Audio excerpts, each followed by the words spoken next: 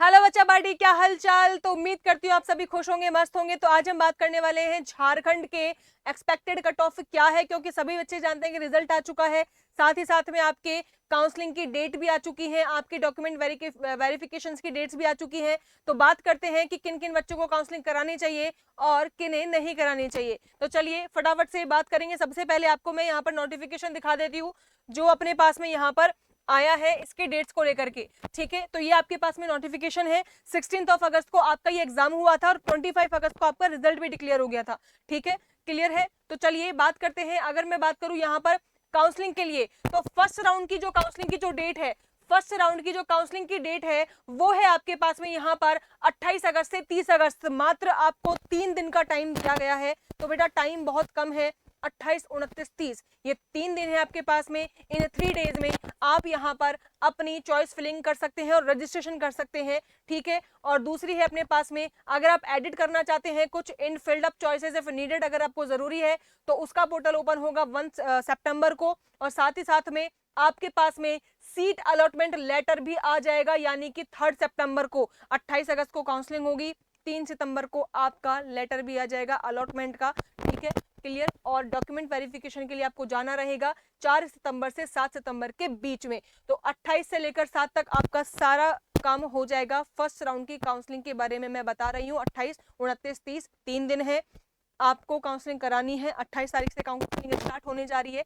साथ में 1 सितंबर को आपके पास में एडिटिंग का ऑप्शन आएगा और 3 सितंबर को आपके पास में यहाँ पर अलॉटमेंट लेटर भी आ जाएगा। और अगर अपन बात करें सेकंड राउंड की काउंसलिंग की, तो शेड्यूल उसका सेकंड राउंड का भी आपके पास में सीट मैट्रिक्स आपके पास में यहाँ पर शो कर दी जाएगी 10 सितंबर को।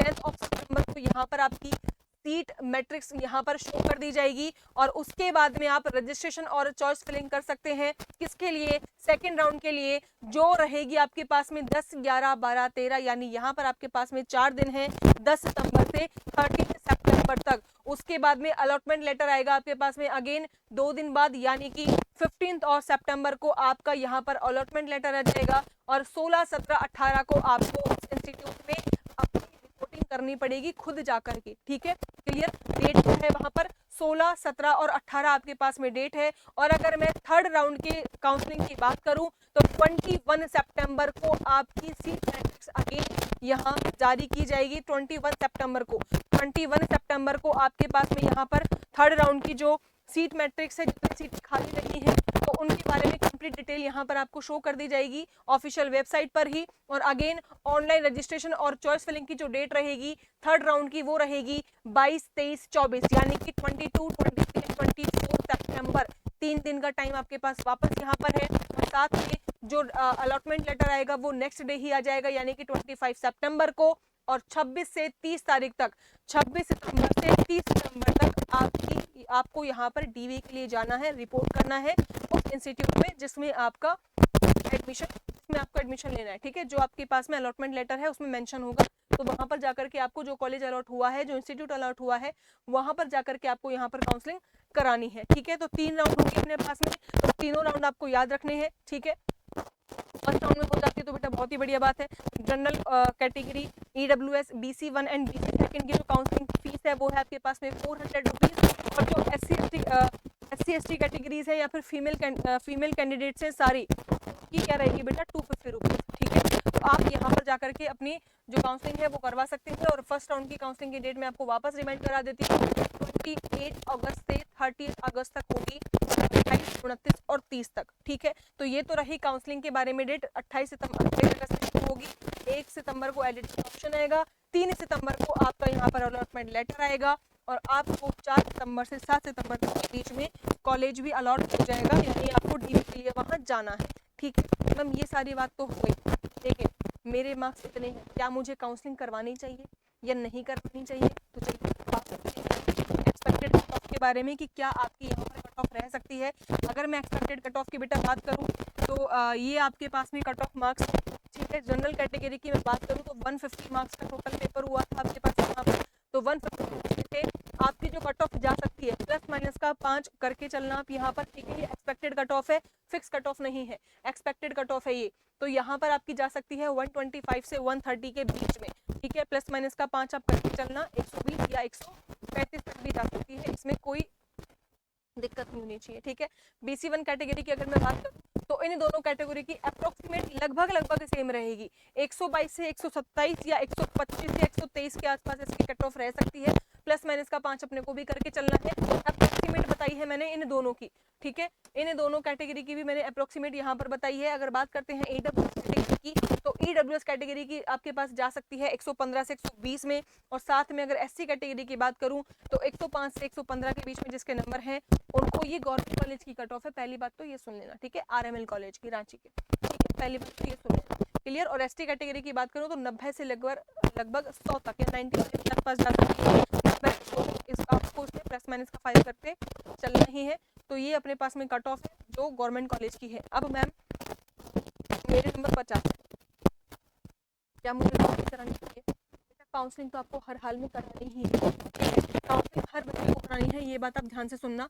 जो बच्चा क्वालिफाइड है, ठीक है, जो बच्चा क्वालिफाइड है उनको काउंसलिंग डेफिनेटली करानी है। और जैसा कि रिजल्ट में ऑलरेडी शो भी था कि वहाँ पर जिसके 49 नंबर थे, ठीक है, वो बच्चा क्वालिफाइड है, तो 49 नंबर से नीचे वाले क्वालिफाइड नहीं है, तो जो क्वालिफाइड नहीं है उन्हें काउंसलिंग भी नहीं करनी करानी है जिनके नंबर 50 प्लस मार्क्स हैं, जिनके मार्क्स आपके पास में 50 प्लस हैं, उन बच्चों को काउंसलिंग करवानी है, ठीक है। जो बच्चे क्वालिफाइड है काउंसलिंग करवाने के लिए, क्योंकि आपका रिजल्ट में लिखा होगा नाम के आगे बेटा कि आप क्वालिफाइड है या नहीं है, आपका रिजल्ट शो होगा जिसमें आपके फिजिक्स केमिस्ट्री तीनों के मार्क्स भी है, टोटल मार्क्स भी है, रैंक भी आपको वहां पर बताई गई है। तो जिस बच्चे के 50 प्लस बेटा 100% काउंसलिंग करानी ही करानी है, जो बच्चा क्वालिफाई है। और जिसके रिजल्ट के आगे लिखा है नॉट क्वालिफाई, तो बेटा कहते हुए दुख हो रहा है, लेकिन सच्चाई यही है कि आप इस साल गवर्नमेंट कॉलेज में नहीं ले पाएंगे एडमिशन, ठीक है। प्राइवेट कॉलेजेस में भी इसी के जरिए होता है, झारखंड के जो बोर्ड का एग्जाम करवाता है उसी जरिए होगा, ठीक है। तो आप वहाँ पर क्वालिफाइड नहीं है तो आप काउंसलिंग में पार्टिसिपेट नहीं कर सकते, आपको इस साल नहीं मिलेगा, ठीक है। सच्चाई है लेकिन थोड़ी सी कड़वी है, पर सुननी पड़ेगी आपको, क्लियर है बात इतनी डन। और जिसकी 50 प्लस मार्क्स है वो क्वालिफाइड है, तो उन सभी बच्चों को काउंसलिंग भी करानी है। साथ में याद रखिएगा काउंसलिंग हर एक बच्चे को करानी है, और प्रेफरेंस में सबको सबसे पहले अपना ऊपर गवर्नमेंट कॉलेज और प्राइवेट कॉलेजेस है, बेस्ट कॉलेजेस है, उनके लिस्ट भी मैं आपको नेक्स्ट बताने वाली हूँ कि आपको कौन सी चाहिए, तो उसके बारे में भी अपन बात करेंगे, लेकिन वो करेंगे अपन नेक्स्ट वीडियो में। तो इस वीडियो को ज़्यादा से ज़्यादा शेयर करना है, और याद रखना आपको, आपका अगर इस साल नहीं हुआ है, जो बच्चे क्वालिफाइड नहीं है मैम, वो बच्चे क्या करें, तो बेटा उन बच्चों को निराश बिल्कुल नहीं, ठीक है, उन बच्चों को बिल्कुल भी निराश नहीं होना है। वो बच्चे अगर ड्रॉप लेना चाहते हैं, अगर आप ड्रॉप लेना चाहते हैं तो वेल एंड गुड, अगर आप ड्रॉप लेना चाहते हैं तो कोई दिक्कत नहीं है, आप एम्स का बैच ज्वाइन कर सकते हैं। एम्स में आपको वो सारी चीज़ें मिलेंगी। एम्स का एक शौर्य बैच है, ठीक है, कॉन्सेप्ट RNA का ऐप है, कॉन्सेप्ट RNA के ऐप पर शौर्य बैच है, और शौर्य बैच को आपको ज्वाइन करना है, ठीक है, क्लियर। ऑलरेडी स्टार्ट हो चुका है, 12 जुलाई से यहाँ पर क्लासेस ऑलरेडी चल रही हैं। लेकिन अगर आप ये बैच ज्वाइन करते हैं तो इस बैच में आपको 11th क्लास भी कंप्लीट तरीके से करवाई जा रही है, और साथ में 12th क्लास भी आपको कंप्लीट तरीके से करवाई जा रही है। तो झारखंड के बच्चों के लिए ये बैच सबसे बेस्ट है। होगा कि आपको यहाँ पर एम्स भी क्लियर हो जाएगा नेक्स्ट ईयर के लिए, और साथ में झारखंड बोर्ड तो फिर होगा ही होगा, ठीक है, क्लियर।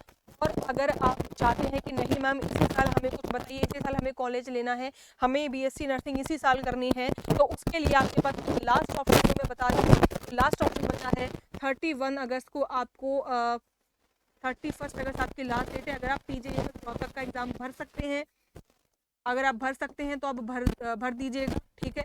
31 अगस्त आपकी यहाँ पर लास्ट डेट है PGIMS स्नातक, ठीक है। और मैम इसकी क्लासेस का क्या, इसकी तैयारी कहाँ से करेंगे, तो बेटा YT पर आपको फ्री तैयारी करवाई जा रही है, इसकी YT पर आपको इसकी फ्री तैयारी करवाई जा रही है, कम्प्लीटली फ्री ऑफ कॉस्ट है, कोई चार्ज नहीं है। फिजिक्स की कंप्लीट सीरीज अपन ने चला रखी है, चैप्टर वाइज भी है, साथ में आपके यहाँ पर मॉक टेस्ट भी मैं कंडक्ट करवाऊंगी, और साथ ही साथ में आपकी मैराथन क्लासेस भी होंगी, तो आप इन क्लासेस को भी ज्वाइन कर सकते हैं, ताकि आपका वो बच जाएगा। ये आपके पास में लास्ट ऑप्शन है, ये आपके पास में अगर आप गवर्नमेंट कॉलेज से या प्राइवेट कॉलेज से करना चाहते हैं तो ये आपके पास में एक लास्ट ऑप्शन है कंप्लीट। ये उन बच्चों की बात है जो झारखंड में क्वालिफाइड नहीं है, ये लास्ट ऑप्शन है, ठीक है। और ड्रॉप लेना चाहते हैं तब आप इस बैच को ज्वाइन कीजिए, स्टोरी और साथ में न्यूमेरिकल सब कुछ करवाया जाता है, ठीक है, एवरीथिंग, हर एक टॉपिक के बाद में MCQs भी आपको यहाँ पर मिलेंगे, तो डेफिनेटली आप इन बैचेस को ज्वाइन कर सकते हैं।